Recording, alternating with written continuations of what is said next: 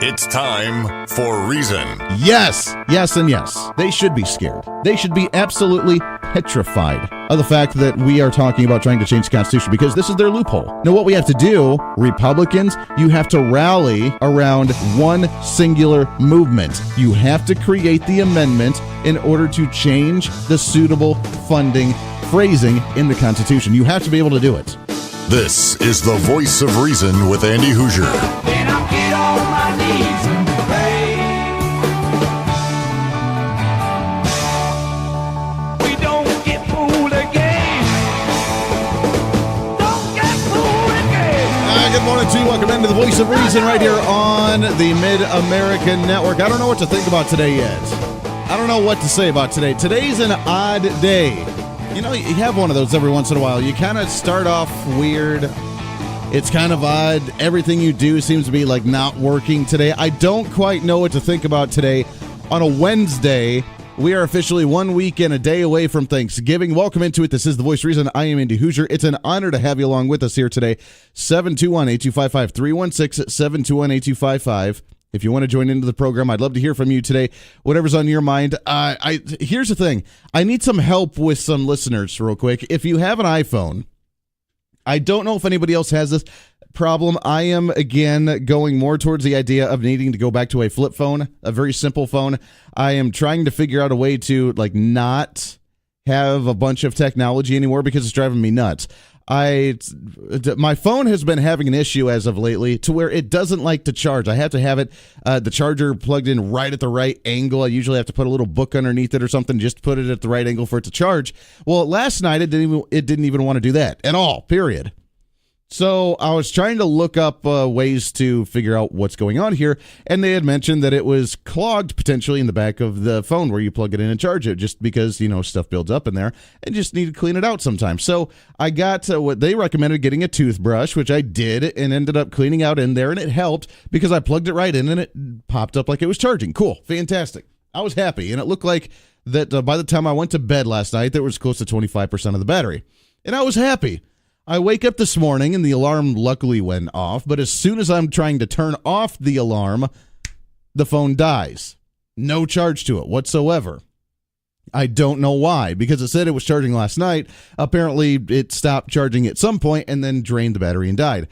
So I brought my charger to work today, and I've had it sitting here for almost 45 minutes now, and it's still sitting at that red bar before it powers itself back up to continue to charge while it's trying to power up and do its thing, and it's still not turning on. I don't know why. It says that it's connected. At least it says and tells me that it's. I don't understand why. I just don't get it. So I am about ready to throw my phone out the window because I'm sick and tired of technology. I don't know why we have to have a computer with a phone application on it as opposed to just having an actual phone. I just don't get the reason for the technology. So it's about to go out the window. I'm going to try and not lose my temper because it's just a frustrating situation all around. Anyways, welcome into it. Lots to get to today. It's a very frustrating day to start, a way to start off here. Not to mention the fact that I have active dreams all night. I don't know why. I've never had, I think the last time that I had a night without crazy active dreams, not even like nightmares. I used to have crazy nightmares, but just active dreams all night long. The last time I think I didn't have that was probably 5-6 years ago. Literally every single night. I'm almost more tired when I wake up than when I actually go to bed just because I'm always running around doing crazy stuff in the middle of the night in my dreams. And it was just really funky dreams, and it already started off with an odd mood. And then, of course, the phone dying. And then, I don't know. It's just been a weird morning already. It's already 6 o'clock, and it started off a little odd. I'm here to get you started off the right way, though, as you're sipping on your coffee, starting off your day. It's going to be a beautiful day. We're going to have a lot of fun.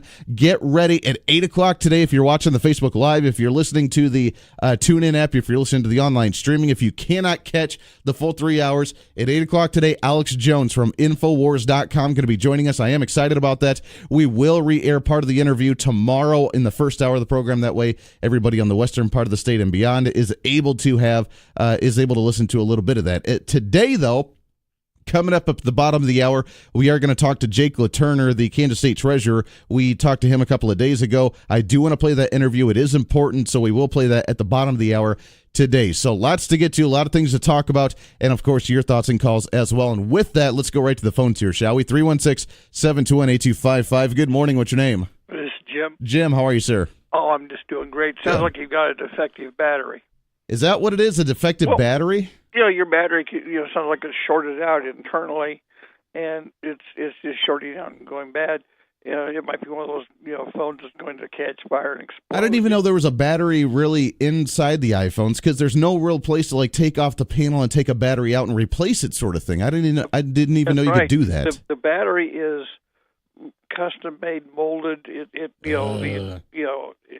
got to take it to an Apple store. So I got to take it to the store, and then they got to look at it, and they got to charge me to look at it, and then I possibly got to buy a new phone. And how long have you had it? I've had it probably 2 years. Okay, it might still be under warranty. Go back and demand a new one. Well, that would be nice. This is why technology, when they try and make it a little more convenient for your life, it's actually just complicating your life more. Don't you agree?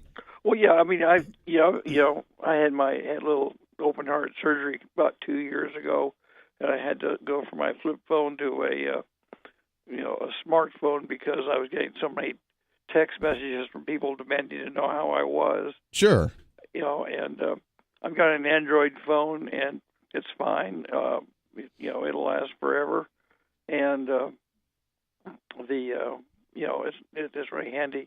If you like the iPhone, that's fine, but it's all proprietary, and the batteries are in there. You can't turn it off. You can't remove it. You can't change it. There's no battery pack. It's a factory deal. It's a little ridiculous. Well, it's the way it is. Well, yeah, but again, and I appreciate the call there, Jim. I don't get it. They make it more complicated. For example, the new iPhones, the new iPhone 7 or 8, whatever's out now, the fact that they don't even have a plug-in for a headphone, the fact that you have to have 3 different adapters to have a headphone jack into your phone to be able to listen to it, or to be able to put in the earbuds to listen to music, or to take a phone call in that way. The fact that you have to have 3 different adapters just for the to be able to listen to it, because, well, everybody does Bluetooth anymore. How do you know? What if you're jogging? Well, you need to have the Bluetooth headphones. Are you kidding me? I want the old classic. Give me back my cassette little player thing. You put the cassette in and you put it in your pocket there. Give me back that. Give me back my CD player. I'm okay with that. 316-721-8255. For a young generation millennial, I really need to try and get with the times. I really do, because this stuff drives me nuts. I know a lot of people, a lot of friends, people my age that are actually the ones that like to even buy the brand new, as soon as it comes out, brand new phone, whether it's the Droid, the Android, whether it's the iPhone, no matter what phone's out there, as soon as it comes out, got to get the brand new deal. And you have to trade in your old one. You have to get the new one. You have to finance it to where it's on your cell phone bill every single month. And then you end up getting the new one when it comes out again. I don't get that. Why do you have to have the newest and the greatest all the time just because it's a phone? I get new phones are exciting at times, but give me a break. And then they charge $1,000 for a brand new phone. Why would you do that? You can almost buy a car for that much money. It makes no sense to me. 316-721-8255. Talking about my generation, I did find, and I think you'll find this a little lighthearted to start off a Wednesday morning. To start off this morning, there was a commercial that's made in kind of a satire form that I think my generation would love, absolutely just love. It is, what if cannabis companies, meaning marijuana, you in Colorado would like this, and on the western part of the state, what if cannabis companies advertised a medicine, their medicine, just like the pharmaceutical companies did? And it's kind of entertaining. You may be seeing these here in a TV commercial near you. Sometimes life can be a little overwhelming. Sometimes the weight of the world can be too much to bear. Sometimes you need to stop worrying and take a deep breath. Sometimes you need cannabis. Introducing Brightside, high-quality cannabis delivered right to your door. Brightside offers an extensive menu of strains and products to meet your needs. Choose the experience you want, and we'll send you the dankest herb, the real sticky icky. some top-shelf marijuana. what? If you like what we send you, keep the whole jar. We'll even include some nugs for you to blaze. As part of Discovery, you'll get to try new strains and products. Side effects may include euphoria, increased appetite, uncontrollable giggles, elevated sensitivity to musical dopeness, and reduced anxiety. Tetrahydrocannabinol may also induce feelings of existential well-being and relentless optimism. With a Brightside subscription, you can get it once a month, once a week, or whenever you want, all at a price you'll like. And yes, this is a real company. Do you know who I am? You're the wizard. Ask your doctor if cannabis is right for you. It probably is. Keep it Brightside. There you are. That's potential cannabis advertisement on TV that you may see, and of course, it's the family that's holding hands and having a wonderful time and holding a bowl of doobies just because of the fact that they can. This may be happening in a commercial TV commercial near you some point in the near future. Uncontrollable giggles. I mean, I guess this is a way to advertise it, and if they advertise like big pharmaceutical companies, oh yeah, look at this pill, you have the dietary issues, oh look at this, you have the aging issue, oh look at this, you have the whatever issue that they're trying to advertise for their pill.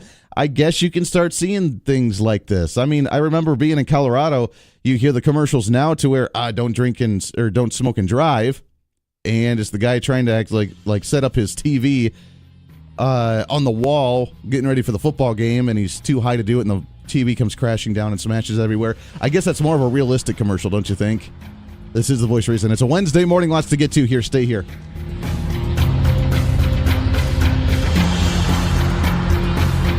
This is The Voice of Reason with Andy Hoosier.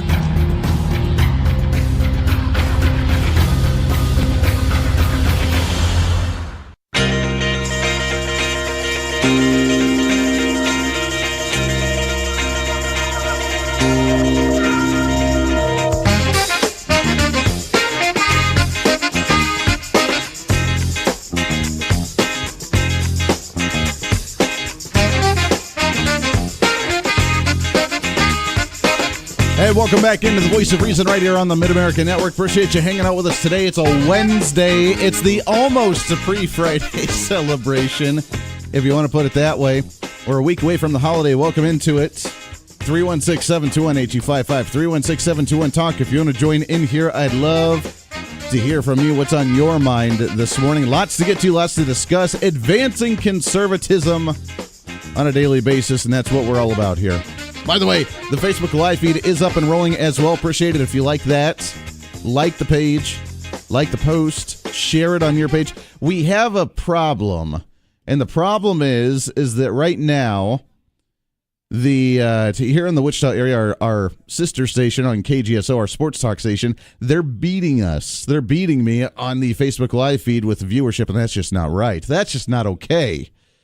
So go to your page, wherever you may be listening, either here in Wichita, western part of the state on Garden City, out in KGYN down in Guyman, Oklahoma, wherever you may be, go to their Facebook page.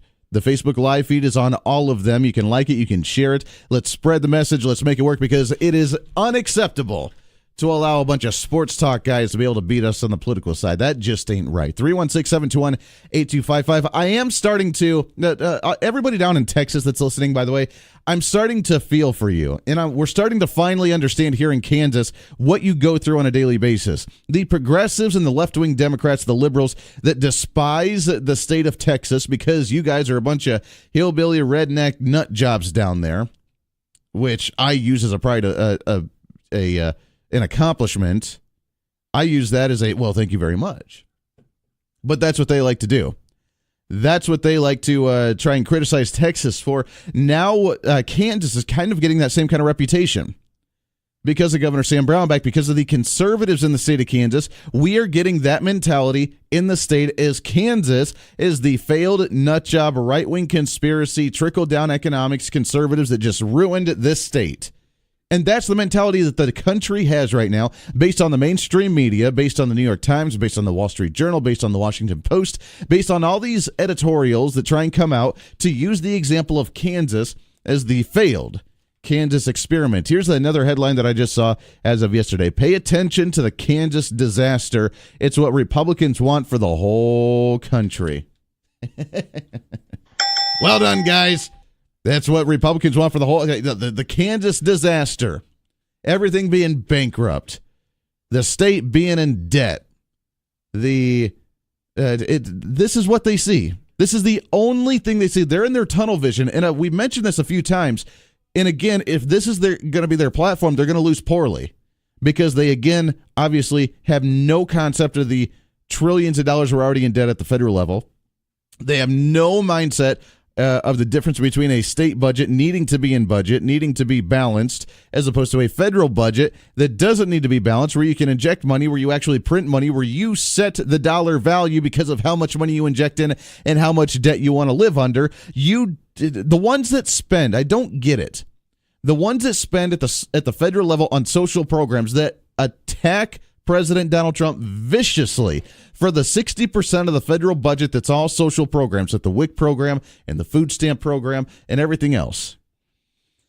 They're criticizing how dare you even try and cut it. Not just cut it, but just slow the growth of it year over year. They're the same ones that are talking about the disaster in Kansas and how it's going to ruin us because at the federal level, we're going to be in so much debt.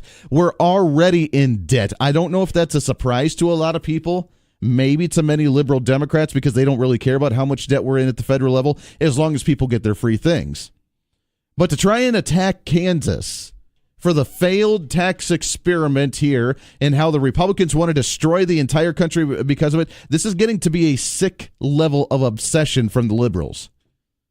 It really is becoming a sick obsession because this is their one and only platform. This is their one argument to fight the tax reform. I don't know if you've noticed or not, but all the critics of the tax reform at the federal level have forgotten the facts of the criticism of what they used to do up there by trying to say that the middle class would be paying more taxes, from saying the less fortunate, the lower income would be paying more in taxes. There is another criticism that we'll talk about a little bit later that is another stupid, ridiculous criticism of the tax plan. But their only argument now, it's not the fact that it's going to raise taxes, because it's not.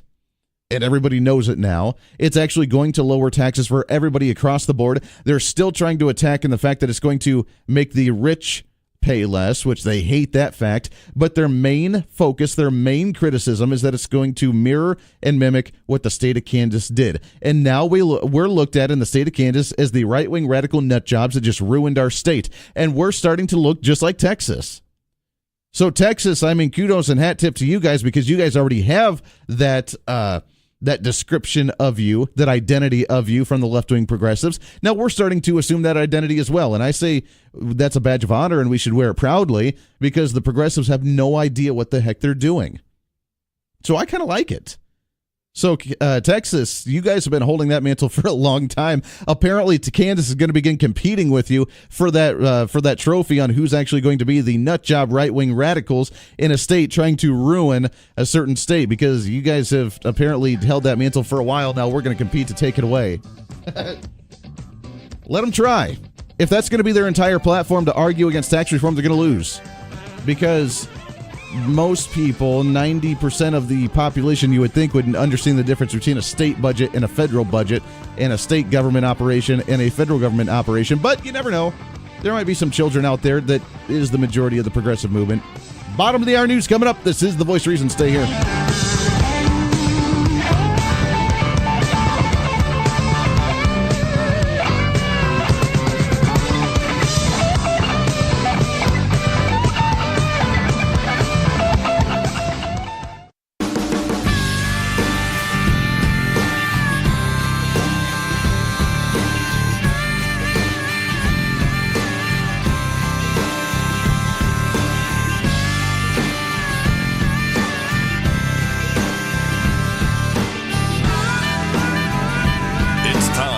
For Reason.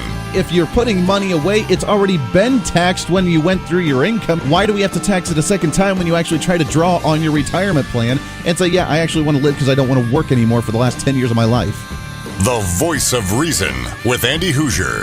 Hey, welcome back into The Voice of Reason right here on the Mid-America Network. Happy Wednesday morning to you. Let's kick it off the right way here, shall we? It may be kind of a rocky start, but Daggone it, we're going to get through this here. 316-721-8255, 316-721-TALK. If you want to join into the program, you're more than welcome to do so. We'd love to hear from you. I do want to play here an interview that we had with Kansas State Treasurer Jake LaTurner. As you know, back at beginning of this year, Congressman Ron Estes from the 4th Congressional seat, formerly the state treasurer, ended up getting the congressional seat there and appointed former state senator Jake LaTurner to that position. This is the first time that we've been able to chat with him as he was going on the 105 county tour, trying to return missing property and a lost property from the state, maybe an old direct deposit, maybe an old deposit for electric bills, maybe old bank accounts, whatever the case is, that the state has consumed, returning it to the people.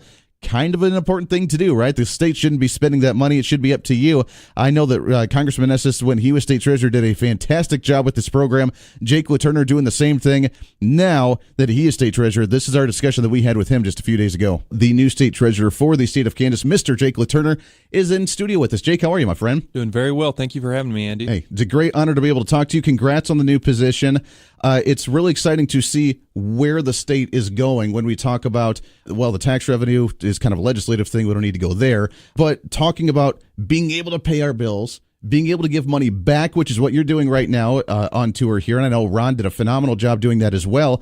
How's the tour going so far? It's going really well. So our plan was to do 105 counties. I don't think Kansans want their public servants sitting in Topeka in the echo chamber all the time. I think they want them to be out meeting people and hearing where people are on the issues. And so The first thing that I did when I came into office was say, all right, let's plan a 105 county tour. So we've done 105 counties in 5 months, a little under 5 months. And today is the 105th county. So we've been out returning unclaimed property, talking to folks about the Kansas Learning Quest accounts, helping folks save for education. And the Kansas ABLE Act, helping folks living with a disability save for their future.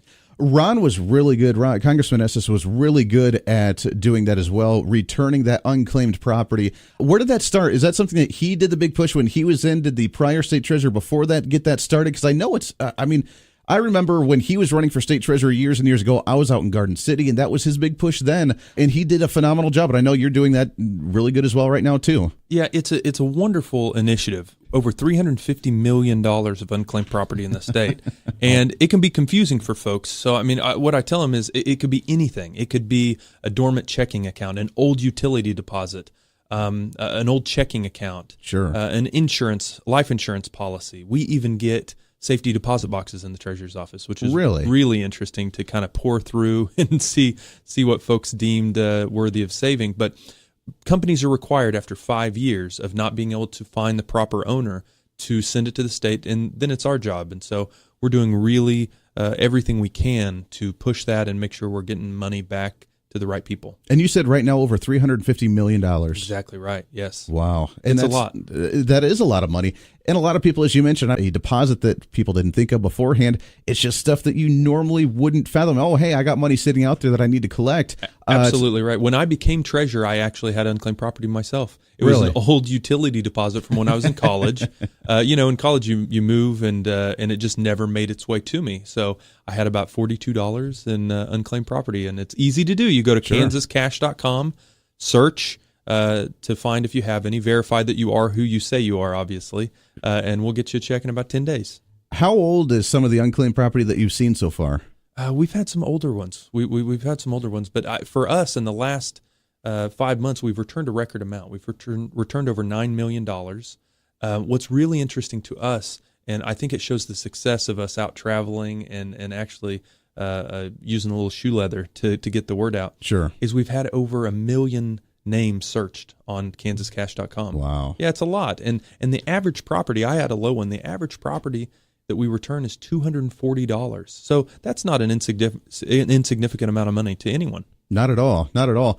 Let's talk about you for a second here. Going into this position, your background a little bit. I know you were involved with the legislature for a little bit, and Governor Brownback appointed you to this one. So it was a great step here. And you're going to be around for a long while, hopefully, here. But talk about your background a little bit. Sure. So I grew up in southeast Kansas, a small mining town called Galena. It's about as far southeast as you can go, 5 minutes from Missouri, 5 minutes from Oklahoma. My dad was the mayor of my hometown, so I kind of grew up going to city council meetings and things like this. I kind of had the public service bug, I guess. So I ran for the legislature in 2012 and was reelected to the Senate in 2016. Had a great experience there. Learned a lot. I felt like we got a lot done. But no, serving in a statewide position like this is a tremendous honor, and I'm doing everything I can to show Kansans the respect they deserve by working really hard. Absolutely. Well, and that's what we're seeing out of the Treasury Department from Congressman Estes when he was there, and from you already. You having that background in the legislature is good because you kind of know the quote-unquote little bit of the uncertainties that come from the legislature when we talk about tax rates and when we talk about the revenues coming into the state, which can make your job very difficult at times, can it not? Absolutely, yeah. I mean, the legislature sets the tax rates. The legislature sets the spending rates. It's our job to make sure we're keeping track of the money that's there and that we're paying the bills. And so it can be a moving target depending on where revenues are. Mm-hmm. Looking over the next couple of years here, and I don't want to go from the political side since you're really not in a political oriented office, but the uncertainties. We have the potential for more spending when they talk about expanding Medicaid in the next year. We're going to talk about corrections facilities and the pay raises for the corrections officers potentially. We're going to be talking about the who knows what's going to happen with education funding in the year with the Kansas Supreme Court. With all of these uncertainties, and then a 2-year outlook with a 2-year budget of going into 2019 with a potential shortfall again. What can we do from your position, how to brace ourselves and prepare for what may come that way? Yeah, absolutely. You know, in Kansas, we aren't growing. We're in danger of losing one of our congressional seats because the population is just not there. I think it's likely in the 2030 census that we will if things continue on the current trend. So we have to be about growth. Mm-hmm. And in order to do that, the government only has so many levers it can pull. And one of those is to make sure that we are keeping tax rates low, putting money back in the hands of Kansans so they can spend it the way they see fit. They do a much better job than the government does. In the Senate, I was a conservative legislator across the board. I think that we need to keep tax rates low. I was a big proponent of giving Kansans tools and the right to vote when it comes to property tax increases. I was the only A-plus rated senator from the NRA. Received the Pro-Life Hero Award from Kansans for Life my last term there. Fantastic. And so I bring that up just to say it isn't a political office necessarily in the Treasurer's office, but I feel an obligation as a statewide official and somebody who's out there a lot to talk about conservative principles, to spread the good news, and to do everything I can to encourage decision makers across the street in the Capitol building to make the right decisions. Well, and you get the grunt of it with the decisions they make. That falls on you to be able to kind of put the jigsaw puzzle pieces together. Yeah, absolutely. I mean, at the end of the day, you can only increase taxes or cut spending. Those are the choices. We just had a big tax increase last year. I was proud to vote against it. It was one of the last votes that I made. But we've got to look at the spending side. And when you have the Supreme Court ordering potentially hundreds and hundreds of millions of dollars in increased funding to schools, it can be tricky. That's very to true. say the least. Exactly. With the tour that you're doing right now, you mentioned this is the final stop for these counties. How often do you plan on doing something like this? Well, we're going to finish this one today, and we're going to immediately start planning the next one. So I think that we got to make sure that we're running a good, efficient office for the people of Kansas in Topeka. But beyond that, I don't think Kansans should have to call some distant bureaucrat in Topeka to experience the services of our office. Sure. So we're going to be out. We're going to be visible. We're going to be out there in people's communities in their home counties so they can come see us. I love it. Well, we really appreciate what you guys do on the front. As we mentioned, it's the side of the government not a whole lot of people pay attention to, but is one of the most important pieces of this. Just kind of curiosity, the regions that you've been to, where have some of the most pieces of the unclaimed property come from? Obviously the larger populated counties have more money. In Sedgwick County, there's over $41 million, so that's a big piece of the pie. But no, it's been great, and it's been interesting to see in the different places. Sometimes when you go to the smaller populated counties, you get the biggest turnout. You know what I mean? So it's been really great. Well, good. At least you're seeing some activism. You're seeing people excited of you coming out there, people engaging with you, showing up to the events that you're hosting, which means that they're engaged, active, and want to be participating in the solutions here. Absolutely. And what I remind people is that this is not our money. This is the people of Kansas's money. So we're going to do everything we can to return it all. I hope we can return it all. Do other states do this too? Absolutely, yeah. They do? Okay, good. Because you can imagine some deep blue states, I'm sure, be like, I don't know what you're talking about. We don't have any of your money here. We're just going to spend it. We could spend this better than you. Yeah, sure. Well, imagine that, a conservative actually handling finances for a government. That's what we need all across the board. Jake LaTurner, State Treasurer for the state of Kansas. Thank you so much for swinging by studio, my friend. I know it's been a long tour. Get back up there, have a little rest, although, I'm sure Topeka, like Washington, D.C., sometimes has that swamp feel to it. Absolutely. Yes, absolutely. You got to watch out for that. There you go. Be a little careful with that. Jake, we really appreciate you coming by the studio, my friend. We'll get you back on the show again soon. Thank you, Andy. There it is. Former state senator and now state treasurer for the state of Kansas, Jake LaTurner, joining us on earlier this week, a few days ago, and we appreciate him coming by the studio. I know he's going to do another tour when it comes to the lost property of individuals and lost assets to try and return it to you. Just imagine a government wanting to give you back your money as opposed to spending it. I see that as kind of a unique opportunity. I see that, again, the right-wing radical nut jobs that actually want to keep money in your own pockets. It's a big surprise for government, and it's something we've done for a long time here for the state of Kansas. We do appreciate them. It's former Congressman Ron Estes, former state treasurer, now Jake LaTurner, being able to continue on that program. It's a great program. It's a huge program. And just imagine $350 million right now sitting in the state government that's not even theirs, that they're trying to return to individuals. That could fund portion of the education that what they want to spend on, right? That could fund some of the, the programs that they want to expand. I mean, not to the fullest extent. Education, they still want $800 million. When it comes to Medicaid expansion, that'll be close to $2 billion.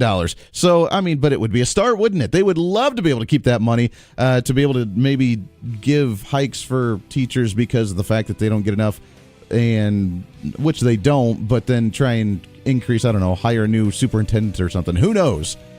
Because government knows how to spend it better than you do, right? Yeah. This is the Voice of Reason with Andy Hoosier on the Mid-America Network.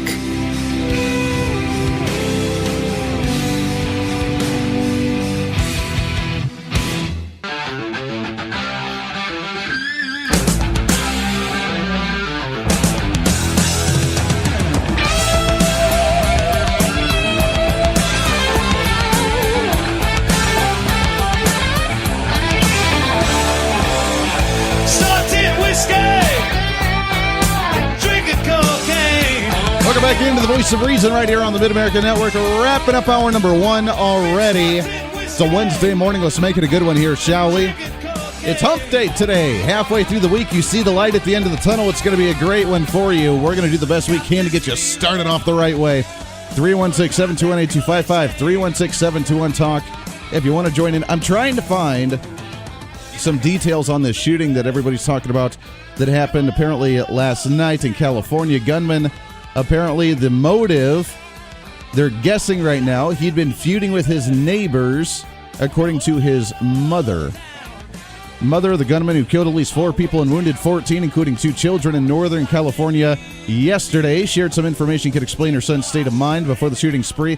In a phone interview with the Associated Press, the woman, who identified herself only as Annie, revealed that her son had been feeling frustrated by an ongoing feud with neighbors. She said her son sounded desperate over the relationship with the neighbors, said if they were cooking, he said they were cooking meth and creating fumes that were harming his 9 dogs. Okay, I get that you love your dog. That's what you're concerned about? The fact that your neighbors are cooking up meth, and the only concern is, I hope you don't hurt my 9 dogs. Come on. And that's the feud we have going. So now we have a situation to where he's feuding with his neighbors because they're cooking meth and harming his dogs. So he needs to go on a shooting spree because he just loses his state of mind. This is why we have mental illness in the country. This is the reason why we're seeing shootings in the country. Not because of guns, by the way, which of course, are going to bring it into guns. There's not going to be a discussion about the cooking of meth in this situation or the feud with a neighbor. Rand Paul didn't even have a feud with his neighbor, and his neighbor came over and clocked him, tackled him on the ground without his awareness, and cracked 6 or 9 of his ribs, whatever it was. But the fact that now we have a shooter who walked into a school, by the way, this went on for a while if you follow this. It went on for a while. He traveled around, went to a school, All the school doors were locked in the classrooms, was able to get into one and shot off some rounds, injuring one student. Got frustrated because all the rest of the doors were shut because he couldn't go in and shoot them.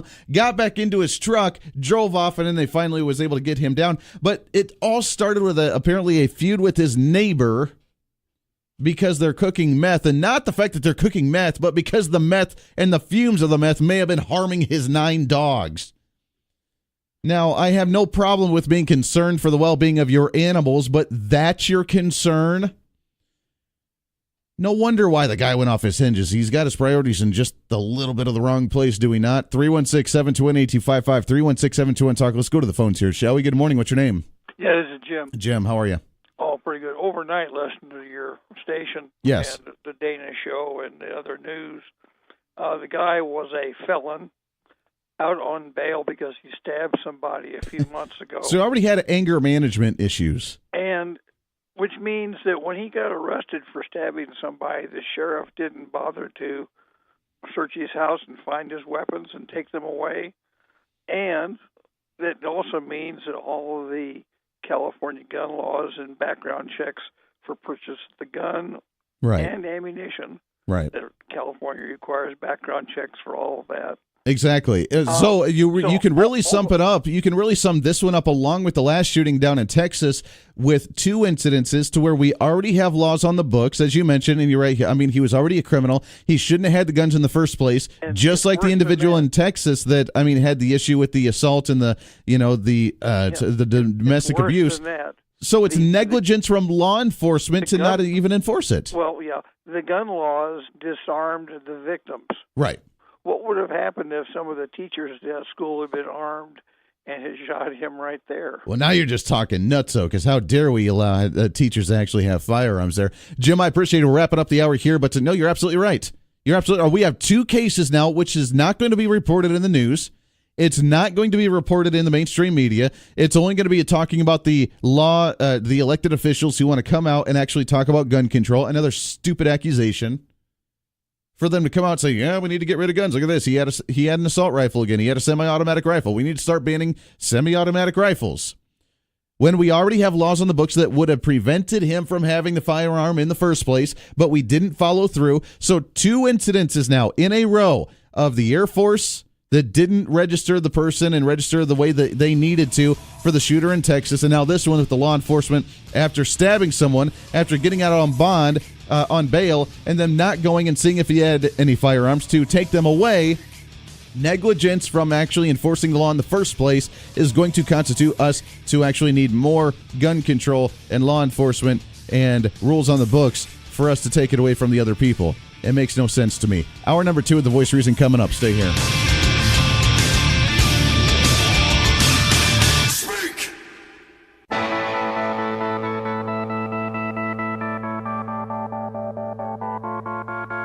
It's time for Reason. Yes, yes, and yes. They should be scared. They should be absolutely petrified of the fact that we are talking about trying to change the Constitution because this is their loophole. Now, what we have to do, Republicans, you have to rally around one singular movement. You have to create the amendment in order to change the suitable funding phrasing in the Constitution. You have to be able to do it. This is the Voice of Reason with Andy Hoosier. Then I'll get on my knees and pray. We don't get fooled again. Don't get fooled again. Good morning to you. Welcome into the Voice of Reason right here on the Big Talker, 1480 on the AM side, 102.5 on the FM side, KQAM. It is a Wednesday. It's the middle of the day. It's hump day. It's the almost a pre-Friday celebration. I don't know, whatever you want to call it. Welcome into it. It's an interesting day. It definitely is an interesting day. It's one of those to where it just starts off on a really odd tone, and you just try and work through it here. At least for me. I hope it doesn't for you. At least for me, it's been an interesting one. Again, if anybody has any tips, from what I've heard, and appreciate Jim last hour trying to give me the update there, my phone is not just turning on at all today. It's not. I've had it plugged in for an hour now, and it died for whatever reason last night, and it just will not turn back on. It will not charge. It will not. It says it's connected, or at least it did. Now it's just a blank screen and won't do anything. So apparently, even the last little bit of juice that was in there to tell me that it was at least connected is just not working. Thank you for technology for draining batteries, because now you have to have your computer with a phone application on it because everything else is happening on there all the time. Drives me nuts. Anyways, welcome into it. That's kind of the start off of the day. It's been kind of an interesting one. You're not going to want to miss, though. The day's getting better, though, I will say. Coming up in an hour from now, Alex Jones, Infowars.com, syndicated radio talk show host, is going to be joining us in the 8 o'clock hour. It's going to be a great time. You're not going to want to miss it. It's going to be a lot of fun. So if you have an opportunity, check that out for sure. 316-721-8255, 316-721-TALK. Listening to the story and kind of reading up on this shooting that's happened yesterday in Northern California, along with the story that I was going to actually talk about this hour, I'm noticing a trend because they're actually somewhat related to some degree. It's a little weird. Let me run by a scenario for you real quick here to try and set the mood. Let's say you're an athlete. You're a football player. You sign up for a football team, professional team, maybe amateur team, whatever. You sign up for the team, but you need to get your own gear. You need to buy your helmet, you need to buy your shoulder pads, you need to buy your shin pads, you need to buy the uniform, you need to buy everything. They don't provide you anything at all. You just hire, they'll pay you a little bit of a wage, and then you got to buy everything. So you go and you find maybe an online store, maybe you find a sporting store, and you go and you try and purchase these things.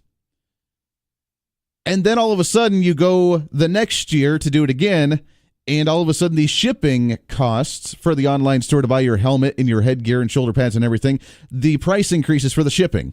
And you throw a fit because you're really upset that you actually have to pay more money for the shipping costs of the football gear. Let me create another scenario for you here. You work for a biohazard company, disposing of biological waste for whatever that may be.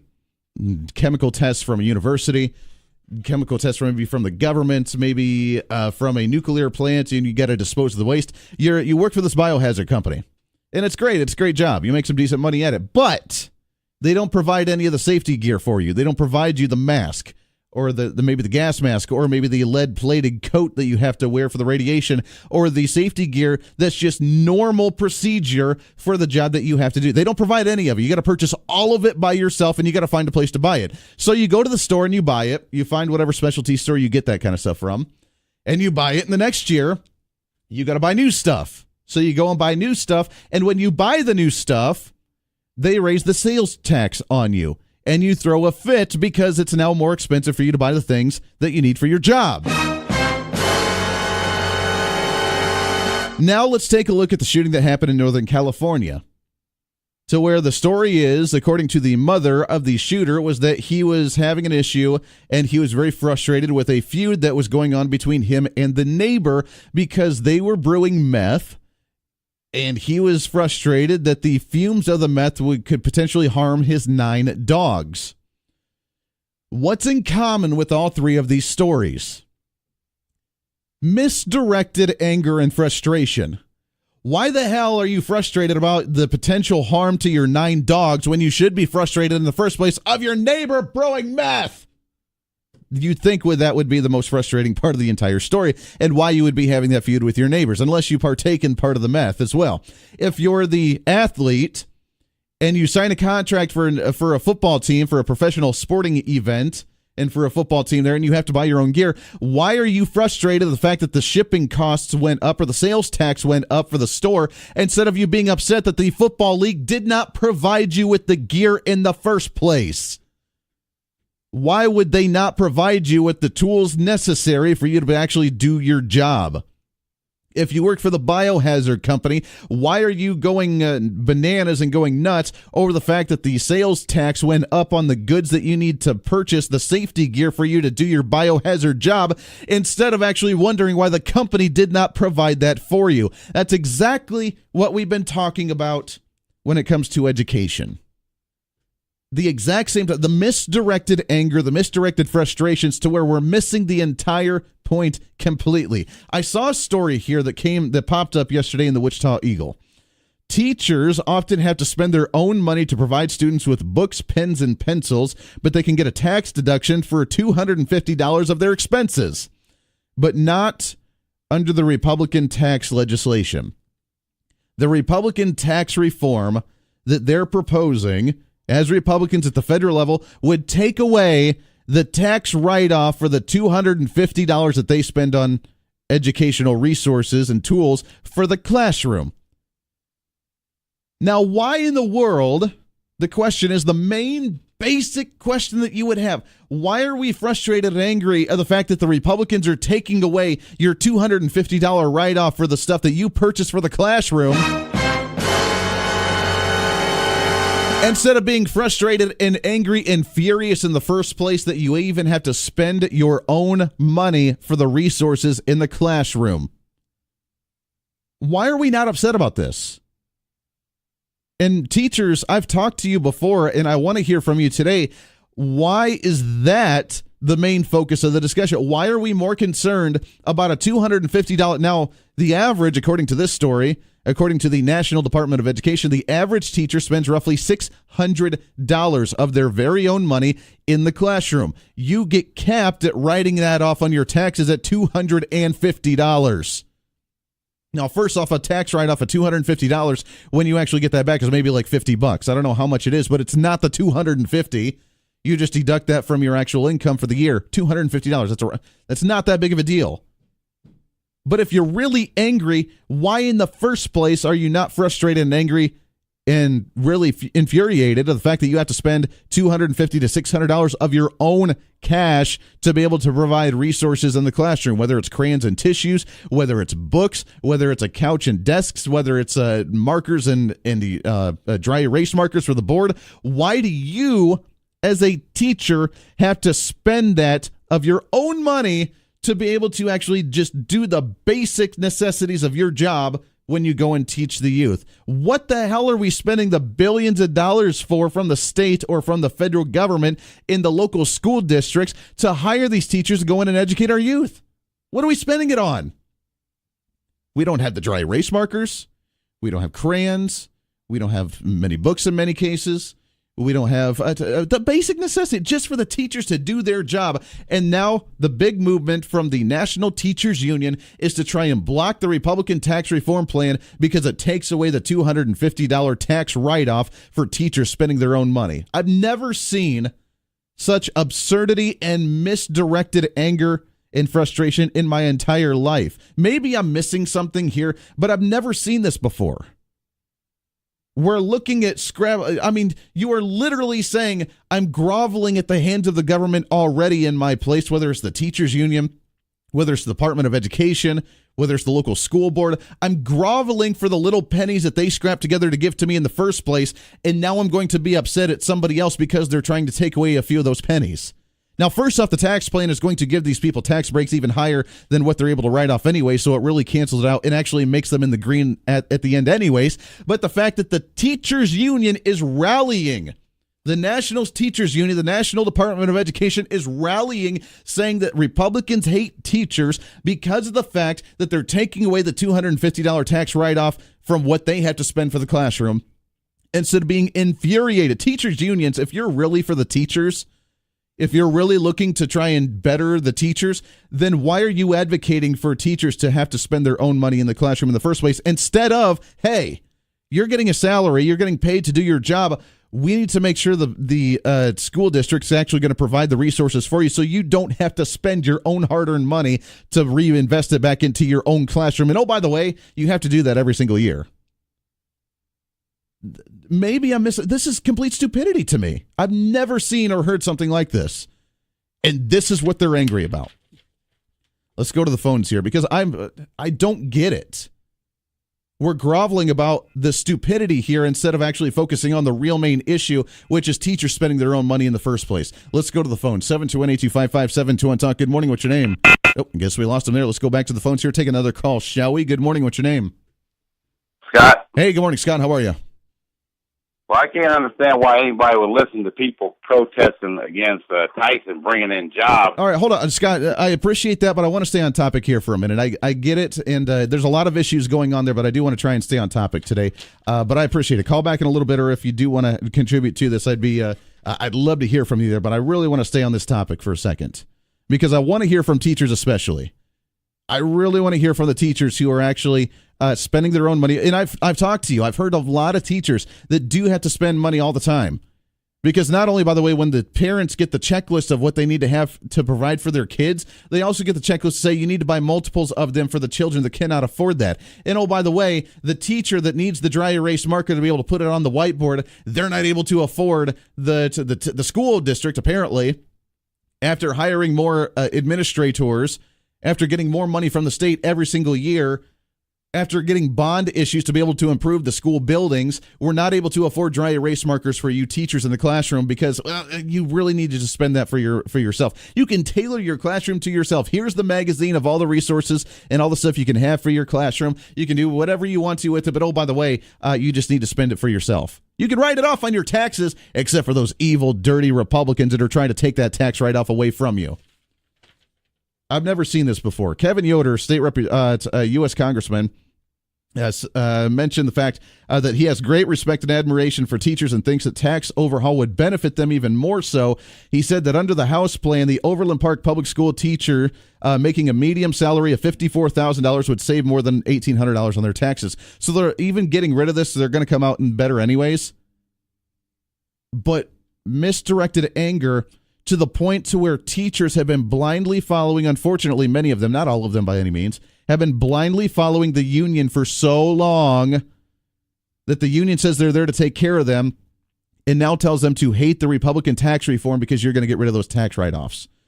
Similar efforts are underway around the country with these movements. The National Education Association, under the hashtag Out of My Pocket, hashtag Out of My Pocket, is asking teachers to share via social media pictures of the sticky notes, pens, scissors, and all the other accessories that they buy for their students. The push comes as Republicans are increasingly eager to deliver President Donald Trump a rare legislative victory before the end of the year, while special interest groups seek furiously to protect their favorite breaks. The union estimates that teachers spend an average of $600 a year of their own money on school supplies, including pencils, pens, paper, and crayons. They don't have to itemize and receive the deductions. Republican leaders, this according to the NEA, by the way, Republican leaders chose to ignore the sacrifice made by those who work in our nation's public schools to make sure students have adequate books, pencils, papers, and art supplies, according to the NEA. This is the dumbest, most absurd thing I've ever heard. Trying to attack Republicans for being heartless jerks while you're making the teachers spend the money of their own money in the first place, rather than, hey, you know what, government? You have record number cash reserves. You have record number spending. You're hiring and increasing the administrative state, and you can't afford to get scissors, pens, pencils, sticky notes, dry erase markers into the classroom for the teachers, so they got to spend it themselves. Misdirected anger, misdirected frustration, and absolute stupidity. This is the voice of reason. This is the voice of reason with Andy Hoosier on the Big Talker KQAM.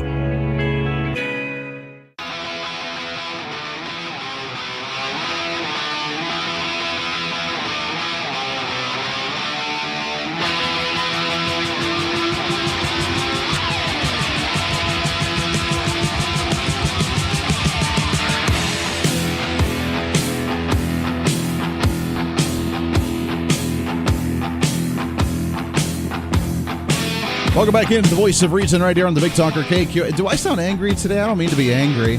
It's frustrating, though. It's extremely frustrating. We're doing good things, doing a major tax overhaul, tax reform, trying to put money in the pockets of people, simplifying the tax code. We're going to try and get Congressman Ron Estes on the program on Friday to try and give us an update from the House side, try and get someone on from the Senate side to give us an update from what it's going to look like. But simplifying the tax code, the brackets, the write-offs, you don't need the write-offs when you have more money coming into your pocket. And the fact that we're being criticized because now, like the same old mundane routine attacks and justifications and identity politics is played, that Republicans hate teachers because we're not all on board with a socialized program. And the fact that, I don't get it. The union's looking out for you, baby. The union, it's all about taking care of you. Protecting your right to spend your own money for the resources you need to do your job. I just don't get it. I know that's the way it's been done for a long, long time, and people are just used to it. It's the way the system's been. It's the way it's always been. That's just the norm. That's what we're used to. So as a teacher, you're already knowing that you have to go into that situation. Now, I'm not talking about the pretties to be able to put, the posters of Abraham Lincoln or George Washington on the wall, and you want to pretty up your room and kind of decorate it the way you want to, and try and entice the children to make them interested and excited to come to your class. I'm not talking about that. If you want to reinvest and make stuff better in your work environment, all the power to you. But your basic necessities, the dry erase marker to be able to write on the chalkboard, or what was the chalkboard? The whiteboard. The Kleenex boxes for when all the crazy, dirty, gross little kids are sneezing and making a mess in your room. The crayons for the young kids to be able to color during the art project that you know you're going to have because you're an art teacher or a teacher for a young kid. The basic necessities, the fact that you have to spend that on your money. Oh, we get rounded off on our taxes. Great. That's cool. Why do you spend that money in the first place? Why do you have to spend your own money in the first place? And the union is looking out for you to make sure you have the ability to do that. And you should really hate the Republican tax plan, because that's going to take away your write-off for that, while you're still, by the way, getting more money back in your own pocket if you're making $50,000. This is according to the American Federation of Teachers, the Kansas chapter of this, the teachers union, a.k.a., quote, it's a slap in the face to teachers to take it away. For teachers, it's like saying, are you kidding me? You're coming after our $250. Well, you're only getting $1,800 back. You're just not going to get your $250 write-off. Again, you're not getting $250 back on your taxes. When you write things off, it's just deducting it from your income, so that way you don't have to claim that $250. So that's, I guess you're getting $250 back? But what's the tax rate on that? Maybe like $50, $40? That's really, in the end, what you're really getting here. This is all misconceived. This is all the misdirected anger and frustration. It's absolute absurdity. The system is so twisted in pretzels, in knots, that we can't get straight here. And then we had the straw man to put up to be able to fight Republicans, because Republicans hate teachers. That's just the social norm. Don't you understand that? Don't you? If you're conservative and Republican, you hate all social programs, and you really hate teachers because they work for the socialized government. Yeah.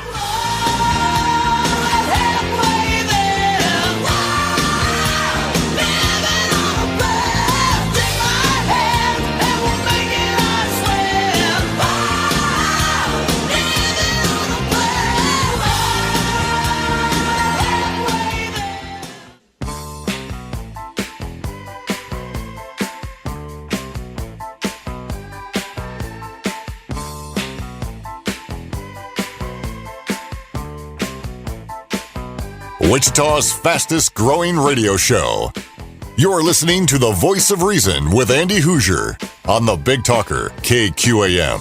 I think we're having a little fun today. What do you say? I think we're having a little fun, trying to get you riled up just a little bit. I want to hear from you. I know teachers, you're actually like at work doing your job, so I can't really hear from you.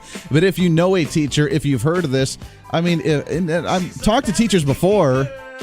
The question is, how do you justify getting upset about a Republican tax overhaul and tax reform that takes away a write-off of $250? Now, look, it's like student loans.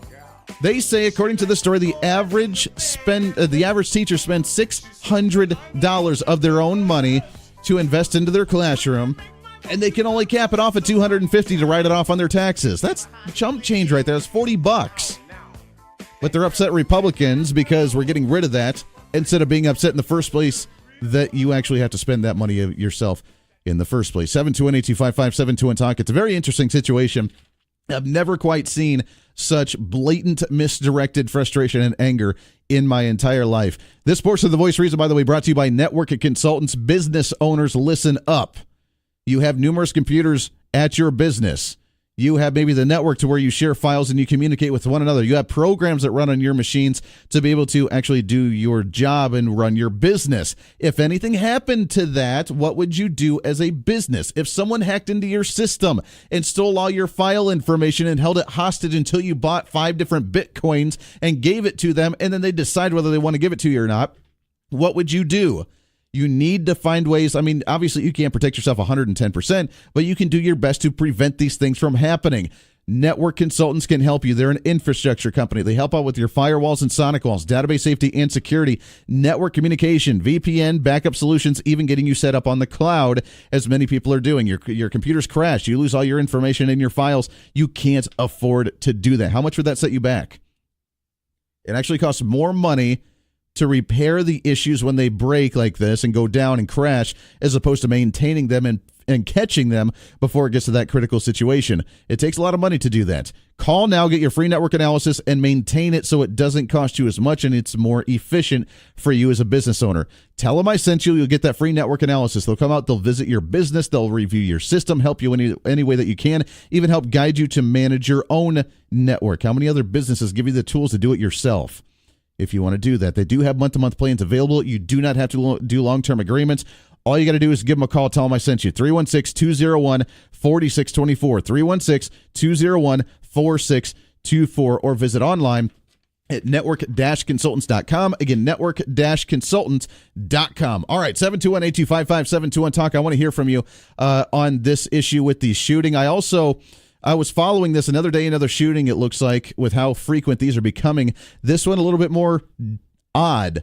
Now, again, the progressives, the liberals, are going to be trying to go after the gun control measure on this. If you listen to Mark Walters, host of Armed American Radio, tonight at 8 o'clock on KQ, you know you're going to be able to get some good information on this, because he's going to dissect this and break it down probably better than I will. But here's my take on this.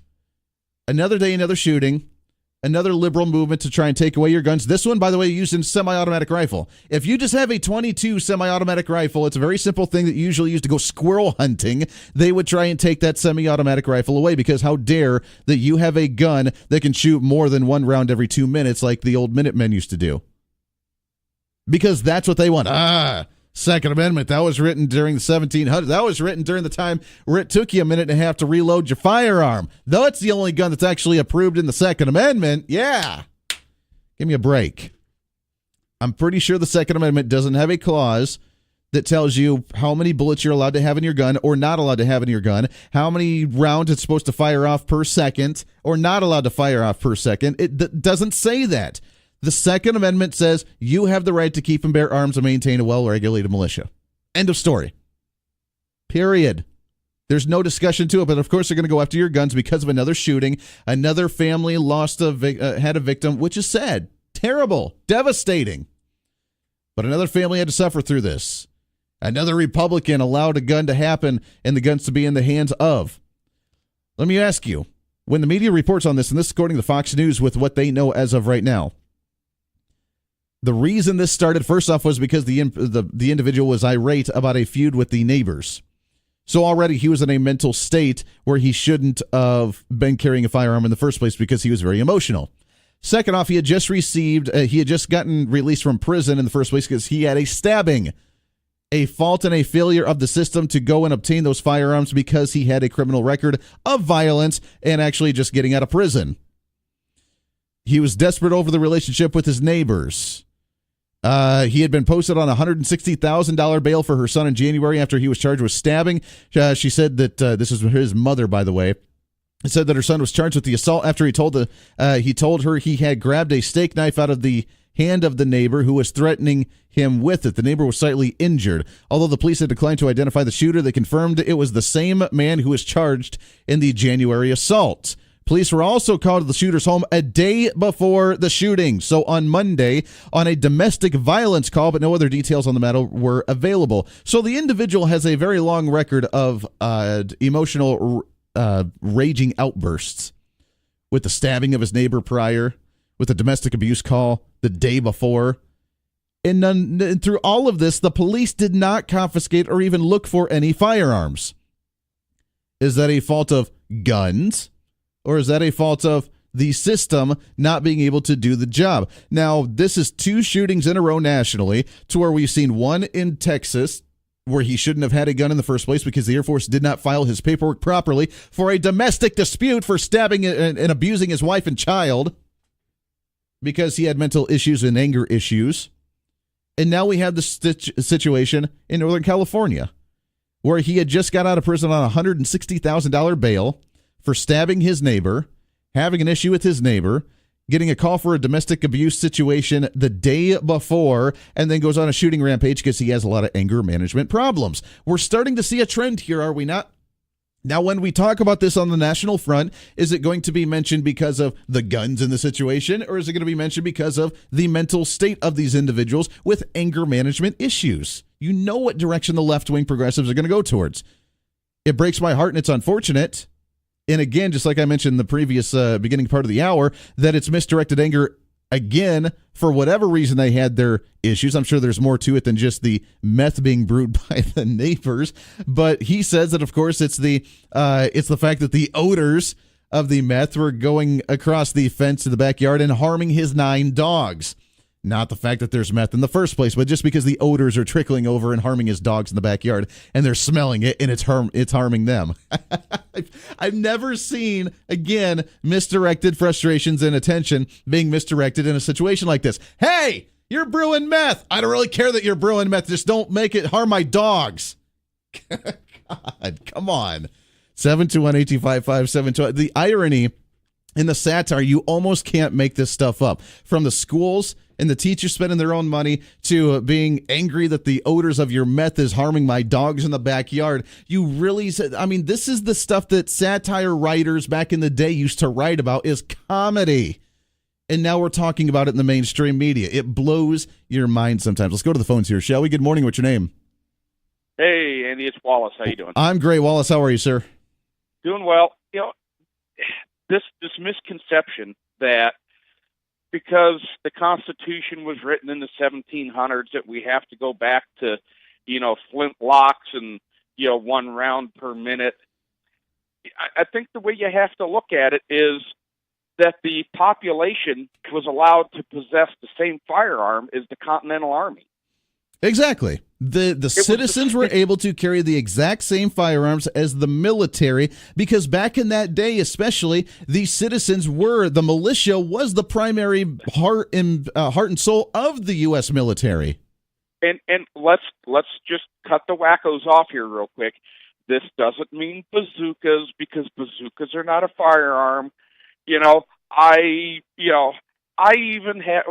have the right to own an automatic weapon there are special permits and additional scrutiny that you go through, but we are able to have that. You got to be a certain class. You have to apply for certain licenses for it, so you can still obtain it. It's a little bit more difficult, but you can still obtain it. And I support that process to be able to go through that screening process, that type of process to apply for certain licenses and so on and so forth to be able to obtain those. I support that process. As do I. And then, what's real interesting is the Second Amendment. We all know it's in the Constitution. We know what it says, and it's the only right that goes so far as to say shall not be infringed. Where are the Democrats to come out after Kermit Gosnell, that abortion doctor that, ran that, that butcher clinic of his? No one came out and said, hey, we need to have, abortion reform. They allow 13-year-olds to go in without parental consent and end a human life. But me as an adult, I have to jump through some hoops, in order to purchase a firearm.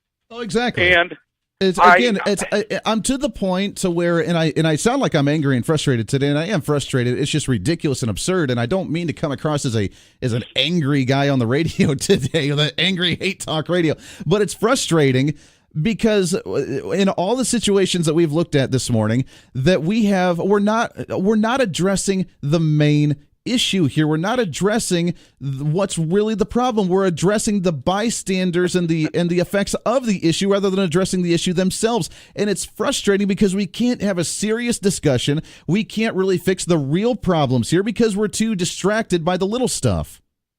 Well, and we got to get out of this mindset that you don't punish law-abiding people for the actions of the few.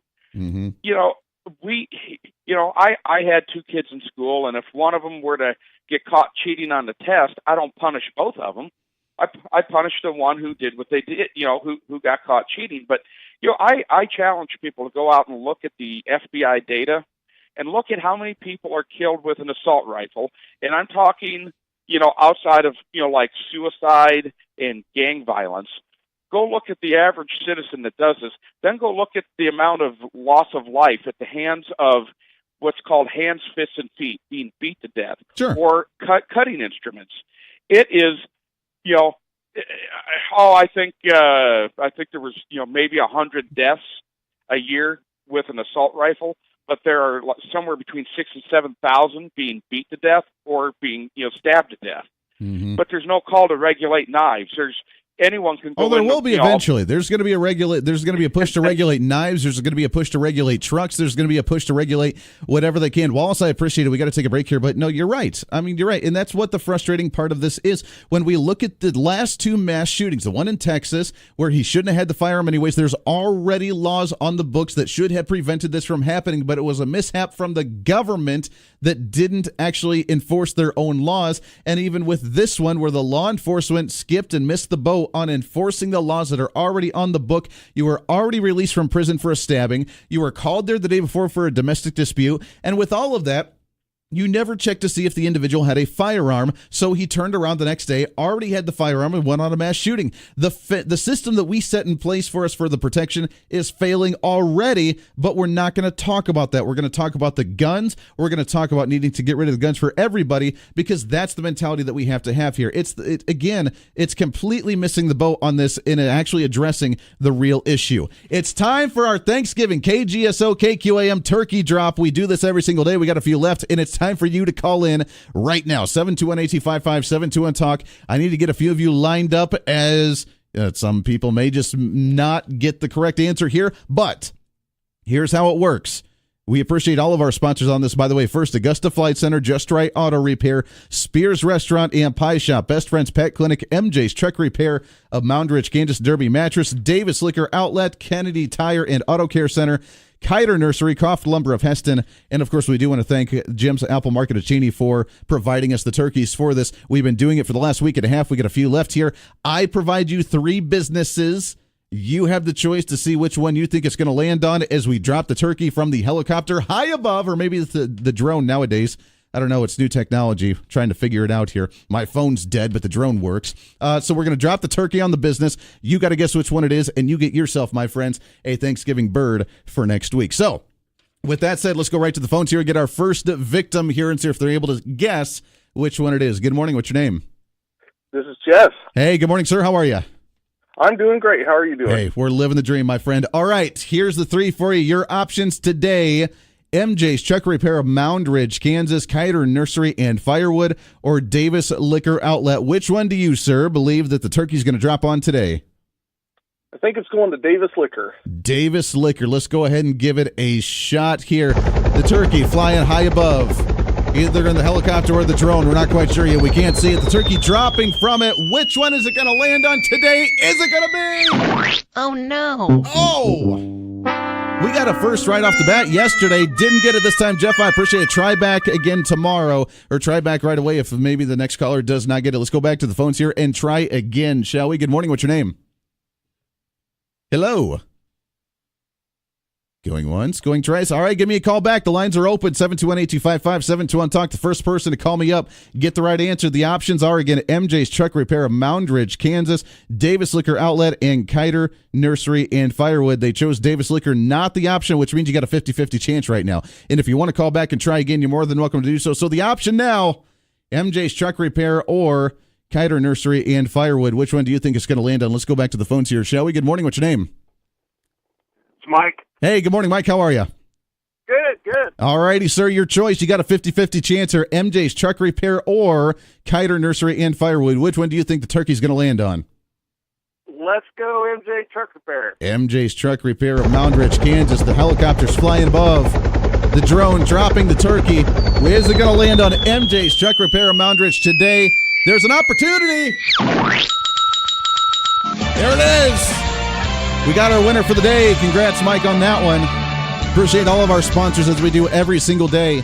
It's a great opportunity for you to get yourself a Thanksgiving turkey bird. We're going to do another one tomorrow. Stay tuned in for that. Mike, stay on the line. We'll get your information when we come go to the break here. By the way, just a reminder for you at the top of the hour, hour number 3, Alex Jones, the man himself, is going to be joining us here. This is The Voice of Reason. Stay here. The Voice of Reason with Andy Hoosier.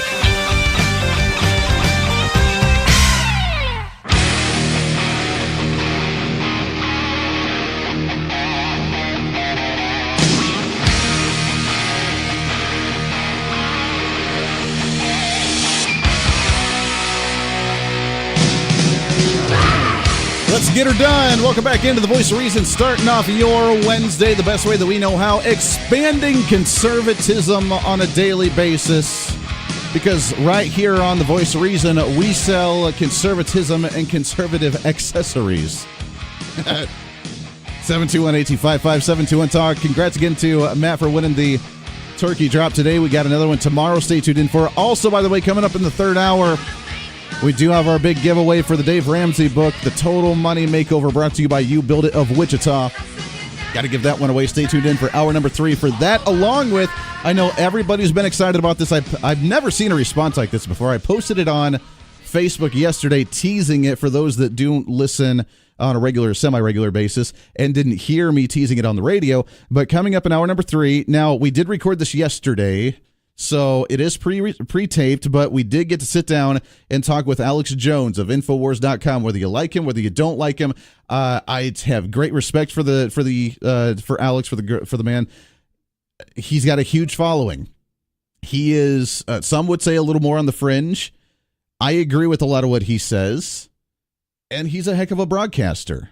He's number 26 in the country for top listened to shows. It's going to be a great time. It's a great interview, so we're going to play that coming up in hour number 3 to kick that off. It's a little bit long, too, because he likes to go on and on, so you're not going to want to miss it. Alex Jones coming up in hour number 3. Plus, it's going to be open lines to you. We'll get some more updates when it comes to the shooting that happened in Northern California. I'm sure that by now, or at least by hour number 3, we're going to see some kind of comments from some kind of legislators, some kind of elected officials making claims that we need to start taking away guns, and not just guns, but semi-automatic rifles. Because he went into a school and injured a child, and he killed 4 individuals, wounding 14 total. We need to get rid of the assault rifle and get rid of the semi-automatic rifle. Not the fact that he just had anger management issues and shouldn't have had a gun in the first place. Doesn't really matter. We'll talk about that and more when we come back. This is your show. It's time to speak up, speak out, speak loud, speak proud, speak the truth, and always speak some reason. Hour number 3 of The Voice of Reason coming up in a minute.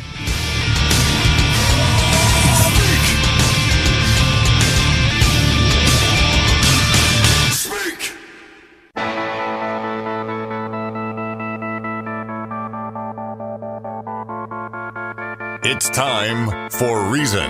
Yes, yes, and yes. They should be scared. They should be absolutely petrified of the fact that we are talking about trying to change the Constitution, because this is their loophole. Now, what we have to do, Republicans, you have to rally around one singular movement. You have to create the amendment in order to change the suitable funding phrasing in the Constitution. You have to be able to do it.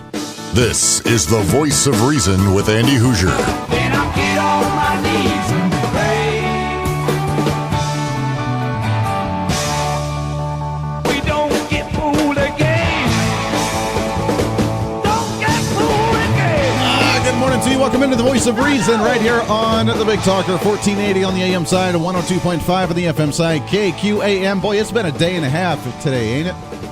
It's been a day and a half today. We're just having a little fun, doing the thing, advancing conservatism. I sell conservatism and conservatism accessories. If you watch King of the Hill, you'll totally understand that. If not, then that just went right over your head. Welcome into it here, 721-8255-721-TALK. If you want to join into the program, 8 minutes past the hour. Let's get into it. We've waited long enough. I know everybody's anticipating this. It's really exciting. It was great to talk with him. Nationally syndicated radio host number 26 in the country, and also with Infowars.com. Alex Jones sat down with us. You can hear his show right here on KQAM on Sunday evenings from 5 to 7 o'clock. This is what we had to chat about with Mr. Alex Jones himself. It is the man himself, Alex Jones, on the line with us. Alex, how are you, my friend? You're the man. Your station's the man. Your listeners are awesome for just having me on. So we're all in this together, and I think we're starting to turn the country around, but we are in the middle of a major intellectual civil war. That we are. And I got to say, I got to give you props on this. You called out Donald Trump from the very beginning, from the time that he said he was going to run for president. I got on board a little bit late. I was a Ted Cruz guy, but I jumped on board with Trump as soon as the primaries were done. But now I am a huge fan. What he's doing, what he's shaking up, what he's doing with the establishment, what he's doing with the progressives, it's fantastic to watch over the last year. It is, and they're trying to spin 14 Republicans in the House resigning and 4 senators. Well, they all know that they've got single-digit poll numbers because they're rhinos. They're like the Democrats. And what we saw last week in New Jersey and Virginia, those were two blue states that voted against Trump to begin with. So the media is spinning this as the end of Trump.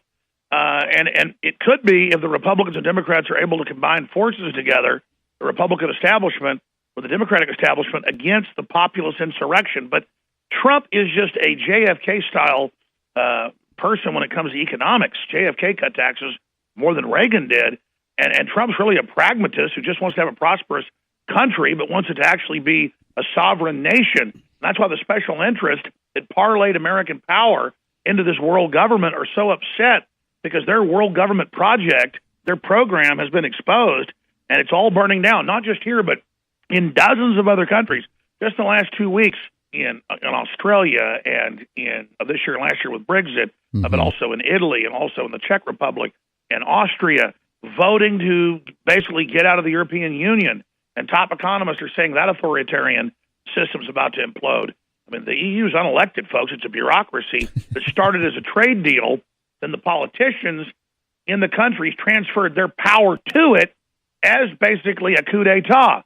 So again, America is waking up to this. Trump killed the TPP, something Obama and the Republicans put us into that would have more authority over our trade than Congress.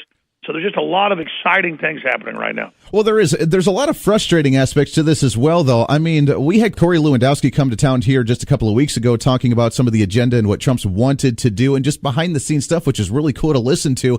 And Trump wanted to repeal Obamacare by April. Trump wanted tax reform by August. None of this has really happened yet. The Republicans, unfortunately, have been the ones blocking this. What do we do to get these guys out of the way here?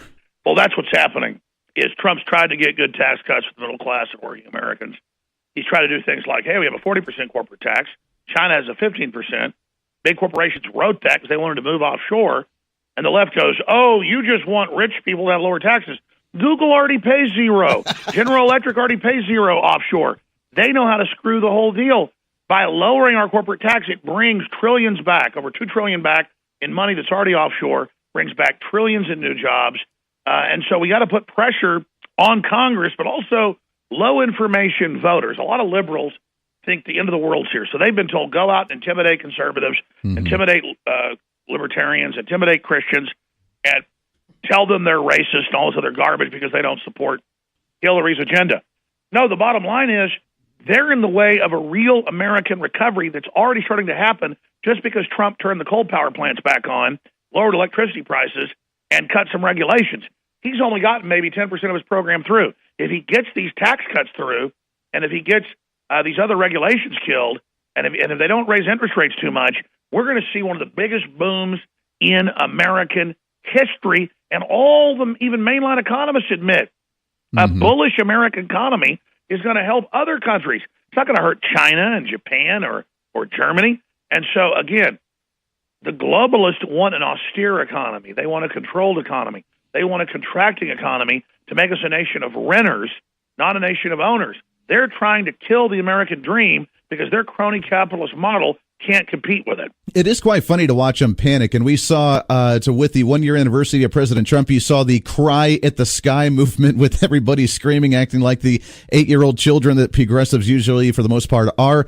You see them trying to block him every way you can. And like you mentioned, the identity politics, if you're a white male, if you're a Trump supporter, if you're a Republican especially, then there is no discussion, there is no dialogue. You're by default a white supremacist, neo-Nazi, bigoted, racist, yada, yada, yada. It goes on down the books here. Is that identity politics going to continue to play for them? Will they go anywhere with that type of mentality? You know, it's not playing for them. They thought it was going to win demographically. They thought they could turn minorities into a bunch of racists. It was the Democrats that were the KKK. It was the Democrats that tried to block the Republicans in 1959 with the Civil Rights Act. And once they figured out that America wasn't racist, that America wanted economic freedom, the Democrats switched to the minority party, but began the exact same race-baiting garbage that they'd done previously to whites, but now to minorities. Sure. And so that's the agenda they've been pitching, while also beating white conservatives over the head with, you're a racist if you don't do what I say, knowing we had a conscience and knowing that we weren't and that would hurt us. But they did it so long that we finally figured out the game, and so that's why they've got a big problem on their hands. So they're not going to stop. It's all they've got. They've turned at least the pundits that are white, black, Hispanic, Asian, who are Democrats, into total frothing racist. I mean, if you take what they say and just change it from being a minority to being white, sure. It's literally like Hitler propaganda. All whites are inherently evil.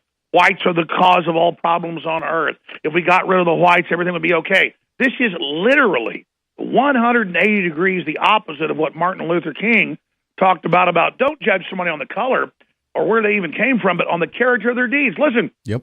If black folks got a restaurant with great food, there's a couple of them here in town I go to, I don't care if they're black, purple, green, red, polka dotted, I'm going there. If somebody's got great music, I don't care if they're white, black, or Asian or whatever, like Jimi Hendrix or, whatever. Mm-hmm. If it's good, I'm going to buy into it. That's what Martin Luther King was talking about, judging people on what they stand for.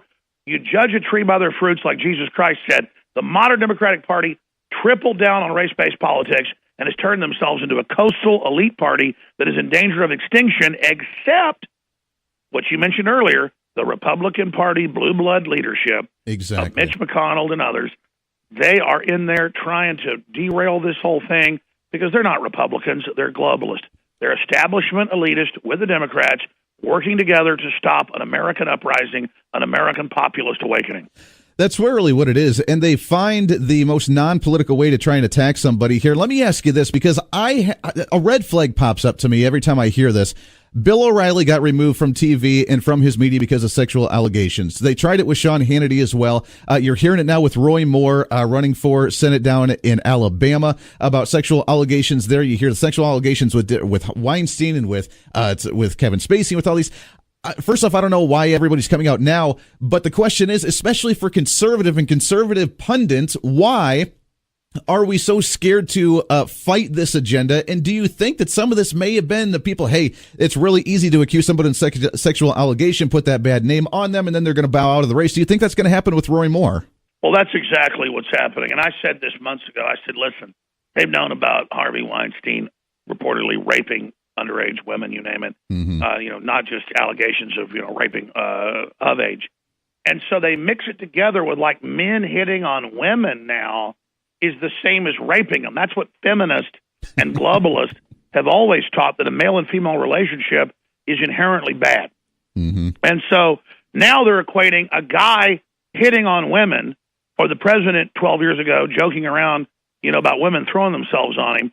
They're equating locker room talk with actually raping women and making it all one deal. Meanwhile, the big pedophile scandals, the underage stuff, that's all already come out. No one's getting in trouble for that. And then, 35 years ago, Judge Roy Moore didn't hit on me. He didn't ask for sex. He just said I look purty. Well, living here in Texas, it's kind of the gateway to the West, but still part of the South. I mean, I grew up with the waitress coming over to my dad and my mom saying, honey, what can I get you, sweetie pie? I didn't run out and publish an article that this woman just hit on me or my dad or my mom. Now I might be in some little town and still they go, how's it going, honey? Mm-hmm. And people are like, oh, that's kind of weird. No, that's how you are. Calling somebody honey doesn't mean you're trying to rape them. To them, apparently, that's just a little risque. I find it quite comical. You guys, I don't know how you do it, Alex. You do 4 hours of broadcasting every single day. You have your Sunday afternoon show. And then when big things really hit, you guys go nonstop wall-to-wall coverage. You did the American Rebirth and Renaissance 34-hour coverage from Wednesday, 8 a.m. to Thursday, 6 p.m. How did that go? That's got to be a lot of fun to do. It is good. I mean, I'll tell you, when you have congressional hearings a few weeks ago saying, we are banning InfoWars. They had the head of Twitter on, the head of their operations, not the president or CEO, but the number 3 guy, and the Congressman Wigley. I'm not joking. Of Illinois, his name's Piggly Wiggly, or his last name's Wiggly. he says at lunch I saw InfoWars was the number 1 story on Twitter, and the head of Twitter goes, I know, sir. You can play this clip if you want. I can send it to you. He goes, I know, sir, but don't worry. We banned it at lunch. He goes, oh, good. And he goes, well, let's talk about the fake news. And he goes, okay, sir. They claim that there was a truck attack in New York City and that Blasio had been warned by this imam that these mosques were preaching for attacks.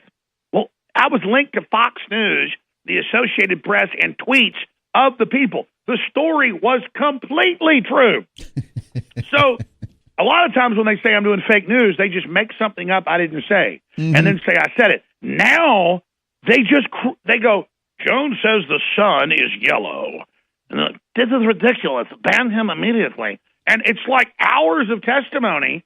Anybody can type it into a search engine and find clips of it. It's member of Congress calls for Twitter to ban InfoWars.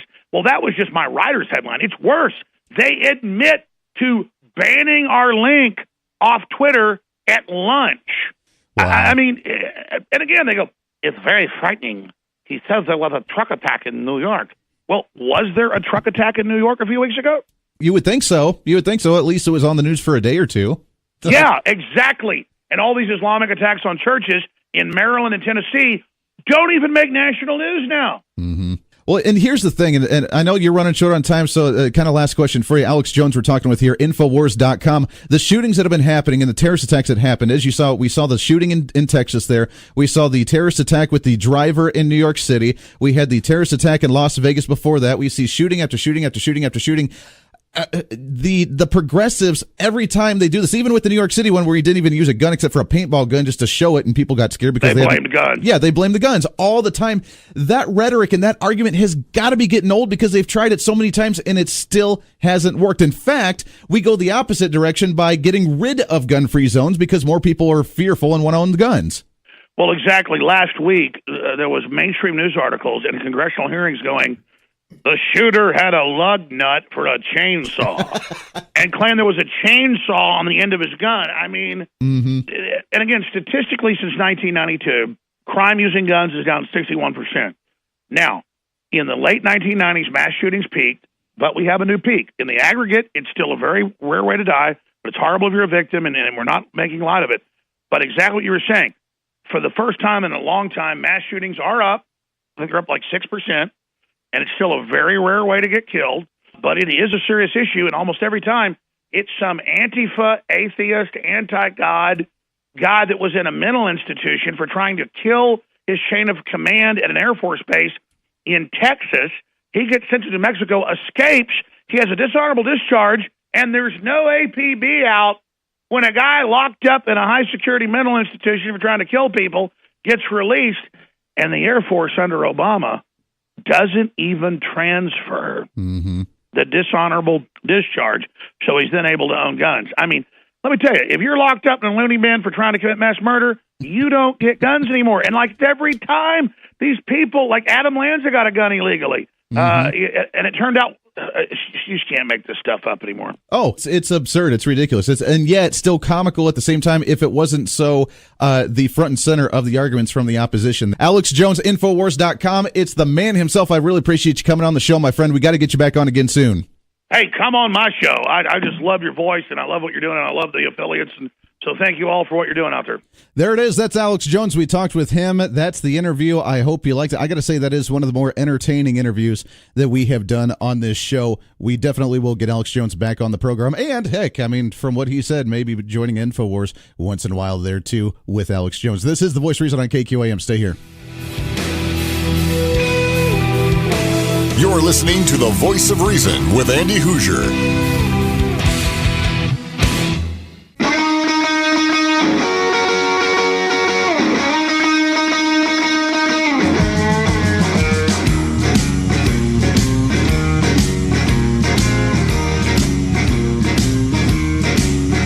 Welcome back into The Voice of Reason right here on the Big Talker KQAM. Appreciate you hanging out with us today on a Wednesday. We love having you along. What's on your mind? 721-8255, 721-TALK if you want to join in. Got a lot to get to today. We've covered a lot of ground. We'll give you another update after the bottom of the hour on the shooting in California that happened last night. Thanks again to Alex Jones swinging on by the show. We'll definitely get him back on the program. Very entertaining. Like I said, I got big respect for Alex Jones and what he does in the broadcast that he does every single day and the movement that he's created. He's got a large following. Very much so. Your thoughts on it? What's your thoughts on Alex Jones and on the interview that we did? It was a lot of fun with him, and I'd love to hear from you in that sense as well. After the bottom of the hour, let's take a break here. When we come back, we definitely will, by the way, still have to give away the Dave Ramsey book that we have, the Total Money Makeover, brought to you by You Build It of Wichita. We're going to give that away coming up in the next segment. Stay tuned in for that. Plus, we'll kind of touch on the shooting. Plus, there's a story, a poll that I found, 36% of Americans support a ban on semi-automatic, quote-unquote, assault rifles. Exactly what was used in the shooting yesterday in California, a semi-automatic assault rifle, because it assaults people, because it really harms them. And 36% of Americans now, according to the latest polls, say that they support banning that kind of firearm. I want to get your thoughts. Do you feel that we should ban that? Is that a discussion that we need to have? Something needs to happen, right? These shootings happening all over the place. What do you think? Is it time that we start addressing the gun or the people behind the gun? That's the question of the day. Your thoughts on that and more. 721-825-5721-TALK. This is The Voice of Reason. Bottom of the hour news coming up. Lots to get to. Wrapping up the show today. It's open lines to you. Stay here.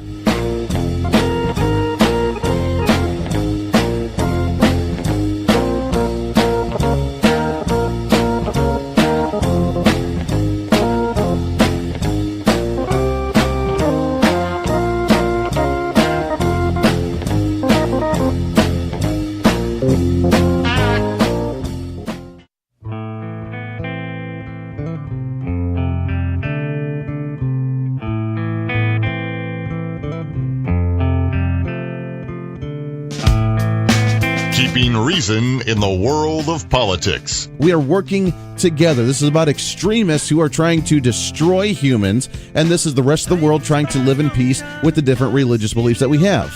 And we're allowed to do that. This is The Voice of Reason with Andy Hoosier. And if you want these kind of dreams, it's Californication.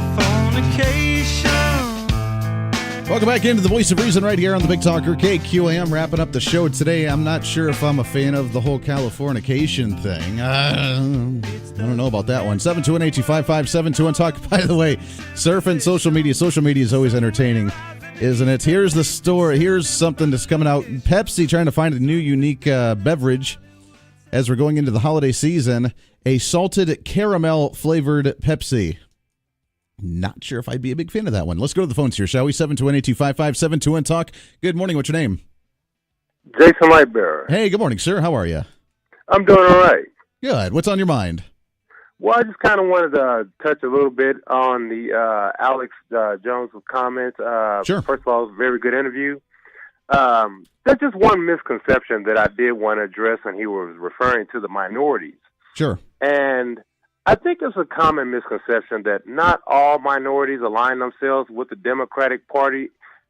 Most of us, even after Obama's election and things of that nature and saw go on, throughout the Hillary Clinton campaign, if you looked, a lot of minorities did not vote for Hillary Clinton because we are aware a little bit of what the Democratic Party does try to play off the values of our community. However, they do not try to come back and help our community until it is voting time. That's why I think that's why we have a lot of low voter turnout, even here in this region of the country. You know, you make an absolutely wonderful point. And that's a point that, you know, I've talked about for a long time on here, is the fact that you're right. The minority population, whether it's the African American, whether it's the Asian, whether it's the Native American, whether it's whoever, it doesn't matter. That, I mean, the Democrats do a very, very good job of playing the identity politics, because you as an individual are no longer an individual if you're a member of the Democratic Party and you're a person of minority descent, whatever that may be, because you're no longer a person anymore. You're just part of that group. And therefore, once you're part of that group, then you just fall in line with the talking points of the rest of, quote unquote, that group that follows the Democrats. Many minorities are beginning to wake up to that and saying, wait a second, I am a individual. I have my own characteristics. I have my own personality. I'm not labeled and I'm not who I am just because of my skin color.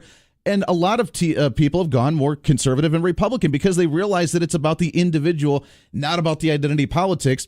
And you're right, Donald Trump saw a huge uptick when it came to the black population, especially voting for Donald Trump as opposed to Hillary Clinton. Right.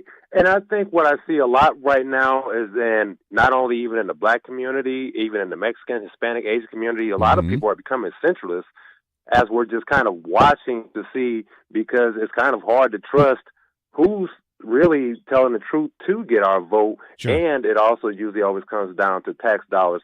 So I just kind of wanted to address that point to say, you know, that as far as from the minority community, don't just automatically, I mean, you know, for the general whole, we're not always aligned with the Democratic Party, even though over the years, overwhelmingly, yes, we have been, and but there have been some things that has transpired.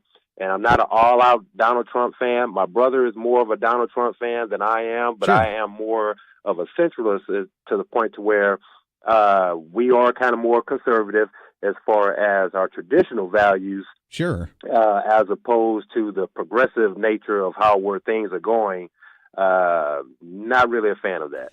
No, well, you're right. And you know what? I completely agree. And I'm glad you said that. And thank you for that, because you're right. I mean, doesn't it get tiring of you not being able, or anybody that's of minority descent that can't be an individual saying, I am who I am. I work my tail off. I provide for my family. I do my own thing. But it doesn't matter because now I'm just labeled as part of this group with this groupthink mentality because the Democrats tell me that's what I need to do. It's a very frustrating situation to be in. That would drive me nuts.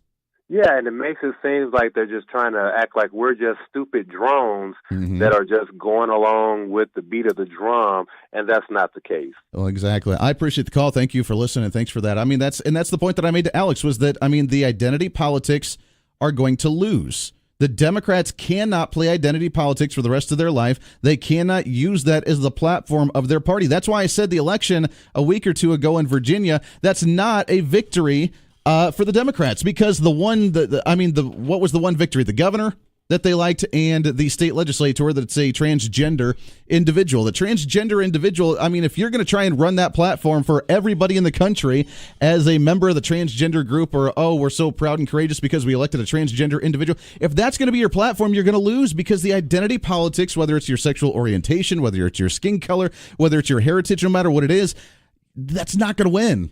You're going to lose because people get sick and tired of being categorized as that. The people who openly want to support that eventually are going to get wore out and say, I am an individual and I want you to look at me for who I am, not for the sexual orientation of my preference, my gender that I prefer to be, or my skin color.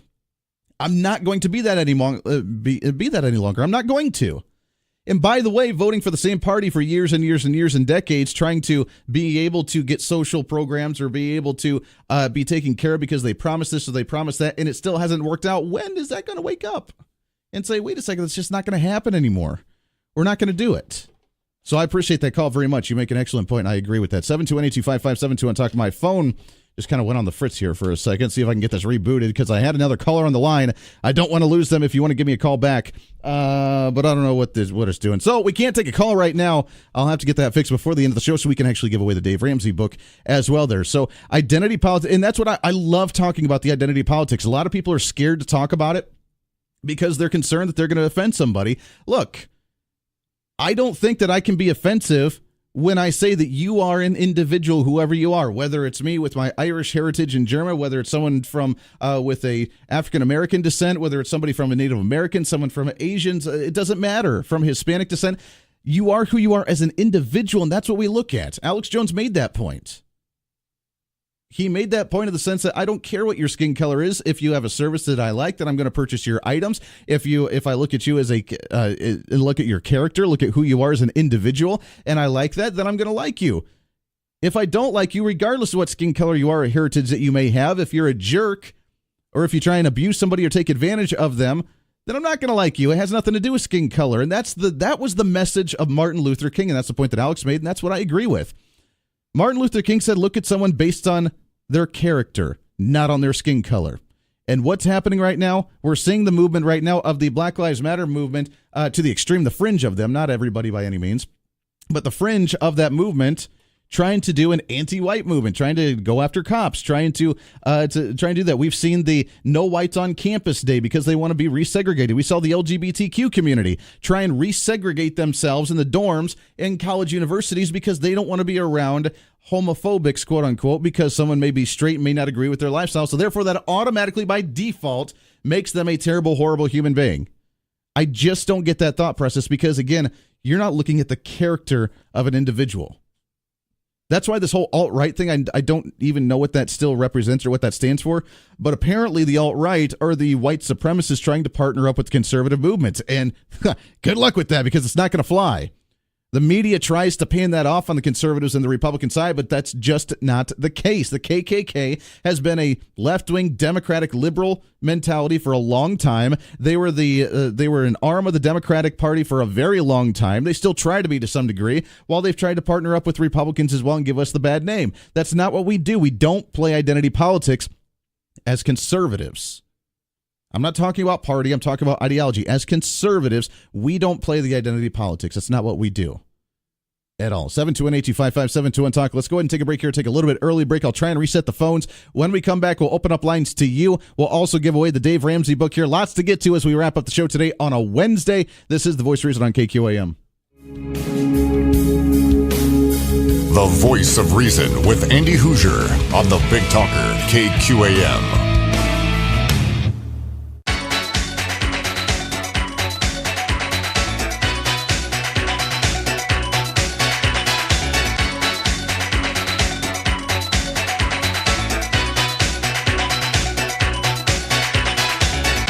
Hey, look at that. Multitasking at its best, baby. That's what we do here on The Voice of Reason. Welcome back in. During the break, doing the nice, awesome engineering capabilities that I have. I think the phones are back up and working. Let's go to the phones and try it, shall we? 721-8255-721-TALK. Good morning. What's your name? Hey, Andy. Sean here. Sean, what's going on, sir? Oh, man, I tell you what, dude. I'm sitting over here having my coffee, and I was gonna tell a joke to celebrate the blue skies and sunshine for a change. Sure. But then your last caller called and who called, really impressed me and digressed me. And so I was going to talk about. We do have some pretty awesome listeners. Yeah, I was going to comment on something he was talking about. And then your phone screwed up, and so now I don't know what to do. There's not enough time. Hey, you got a little bit of time. What's on your mind? Well, I'll be quite honest with you. That the Democrat Party is born a scumbag party to begin with. They're in turmoil. Party of slavery and then segregation, and they created the world's first terrorist organization. That would be the Klan, because that's all they did is go around and terrorize blacks, trying to keep them from. In fact, do you know it was 2 Union Army generals who, after the Civil War, I think they had retired. They're the ones who founded. They're both Republicans. They was both Republicans, and they both founded the NRA to get guns to blacks and their white friends so they could defend themselves against the Klan. Did you know that? I did know that. I didn't know that they were generals in the Union. I did know that the NRA had started for the sole purpose originally to be able to provide firearms to the black community for defense against the KKK. So, yeah, I did know that part. I did not realize that they were part of the Union Army. Well, they had retired from they were retired Union Army generals, is what I heard. So the question is, the question is, when is this kind of history going to be taught, going to be understood, and going to be the norm in the mainstream for everybody to understand? The fact that Republicans and the conservative values, remember, I mean, and nowadays it's not necessarily about the party, but it's about the ideology. The Republican Party was based on conservative principles of individualism, of less government regulation, of freedom for everyone, which I know is a really wild, crazy concept, instead of defending people based on protected classes and a groupthink mentality. When are we going to understand that conservative values, originally that were under the Republican Party, now they're kind of trying to be pushed out of the Republican Party by the establishment, but when are we going to be taught that the Republicans and conservatives are the ones that defended rights for everyone, and that we're not the crazy, racist, bigoted, homophobic, yada, yada, yada, yada, whatever they try to call us? Reclaiming my time, Mr. Chairman. Reclaiming my time. That's all right. Yes, go for it. Hey, here's the deal. When I was a kid growing up, getting a public education, which was a lot better back in those days, there's only so much time during the day, set aside for every subject that you have to learn. So if you want to learn more about something, then you got to do like I did. You got to take the initiative. Sure. I loved history. I go to the library, get history books, read them, watch documentaries.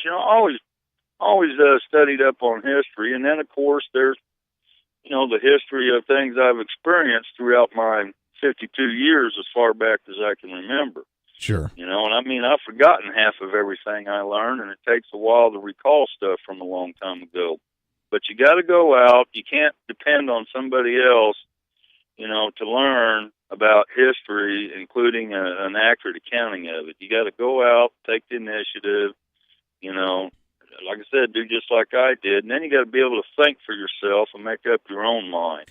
You got to use common sense too when you're listening to somebody or reading something. Mm-hmm. You know, you can figure out, well, is this the accurate account of history? Is this just some liberal moron's spin on it, or is this the real truth written by somebody who lived back in the day?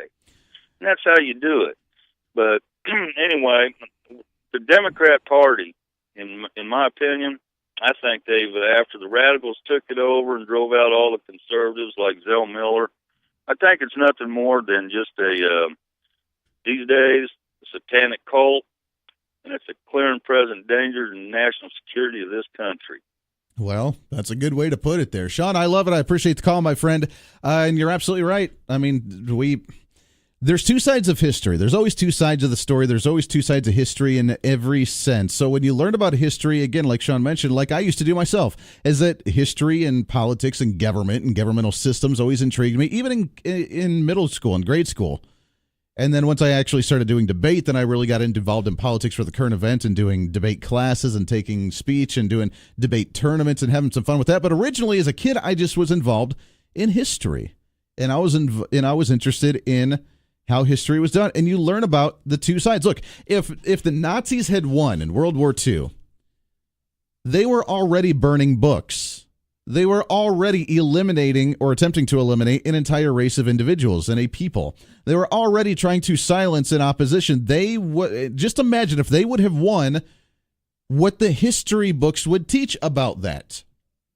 They would teach that they cleansed the earth. They would teach that they did the right thing because they would portray their opposition as the Gauls from back in the day in the Roman Empire. They would, as the barbarians, as the uneducated individuals, as the unsophisticated individuals, and that they had to cleanse them because they were making the earth a better place and making their world a better place. That's what you would learn in the history books. What do we learn about them now? That they're actually a bunch of fanatical neo-Nazis that were socialists. Bernie Sanders, just a reminder for you, the socialist mentality that was the National Socialist Party that had led to fascism, for the government to control everything, for the government to control the corporations, for the government to have its hand in everything and be able to take away the right of life, liberty, and property, the most basic natural laws and the natural rights that God provided for human beings. And they felt that they had that power. And that's what we learned because that's what happened. But to them, if they would have won and they wrote the history books and we'd all be speaking German right now or Japanese, then we would not be learning about that. There's always two sides of history. And the more you understand both sides of it, the more you can see the correlation to today's current events. The more you can see it. On the conservative side right now, most Republicans are still finally getting behind Donald Trump and saying, hey, you're the head of the Republican Party. You got the populist movement going on right now. We have a lot of things to get done. And even the Republicans are beginning to block you in Congress on things that you want to do, which, by the way, are really good things. Tax reform is a good thing. Trying to repeal Obamacare is a good thing. That's what we should be focused on. Republicans are blocking it. Whereas the progressives, and I use that term as progressives and liberals on both sides of the aisle, both sides of the Republicans and Democrats who just don't like Donald Trump are trying to block that. They just see Donald Trump as nothing more than a homophobic womanizer, to white supremacist that buddies up with the KKK. And by the way, if you're a Republican and a Trump supporter by default, then you're just lumped into that same category without explanation. They are using the exact same, and Alex did mention this briefly, and I've kind of teased this as well, but the progressives are using the exact same argument, the exact same thought process, the mentality of lack of dialogue, lack of discussion, lumping in people with identity politics, categorizing you as a nut job so you're dismissed and not taken seriously in the mainstream media. And when you do that, then therefore we have the right to come after you and silence you because your freedom of speech does not fall under freedom of speech because you actually spread hate. Because words hurt you, and therefore you're a hate talk show host. You're a hate conservative. You're a hate Trump supporter, and it's when it's categorized as hate, then we can silence you because of that using our fascist mentality. But they see us as the fascist. Two sides of the story, two sides of history. One side will prevail. I wonder what side that's going to be. This is your show. This is The Voice of Reason. Have a great day, everybody. We'll be back tomorrow for Thursday right here on KQAM.